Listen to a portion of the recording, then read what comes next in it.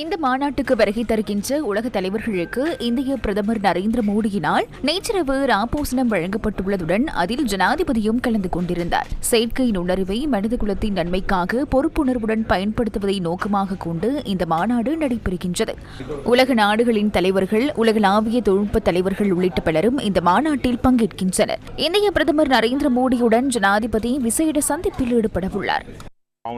இந்த மாநாட்டை வரலாற்று சிறப்புமிக்க மாநாடு என நம்மால் நிச்சயமாக கூற முடியும். தற்போது இந்த தொழில்நுட்பங்களை பொறுத்தவரை அது பல்வேறு வகையில் பல்வேறு பரிணாமங்களை கொண்டு முன்னோக்கி செல்கிறது. மக்கள் இந்த புதிய தொழில்நுட்பங்களை ஏற்றுக்கொள்கின்றனர். எனவே AI Impact 2026 மாநாடு மிகவும் முக்கியமானது என கூறுகிறேன். இந்த மாநாட்டை இந்தியாவில் நடத்துவதில் நாம் மகிழ்ச்சி அடைகிறோம். இந்த முயற்சியில் நாம் நிச்சயம் வெற்றி பெற செய்ய வேண்டும். புதிய தலைமுறையுடன் பயணிக்கும் போது AI உள்ளிட்ட தொழில்நுட்பத்தை விட்டுவிடுவதில் எவ்வித பயனுமில்லை. நம்மிடம் உள்ள தொழில்நுட்பங்களை பாருங்கள். இந்த தொழில்நுட்பங்களை வைத்துக் கொண்டே நாம் இவற்றை செய்கிறோம். மனித குலம் முன்னேறும் போது தொழில்நுட்பமும் முன்னேறும். இனி வரும் தலைமுறை தொழில்நுட்பம் இல்லாத தலைமுறை அல்ல. நாமும் அதற்கு ஏற்ப செயற்பட வேண்டும். GPS தொழில்நுட்பம் நாம் செல்ல வேண்டிய திசையை சரியாக காட்டுகிறது.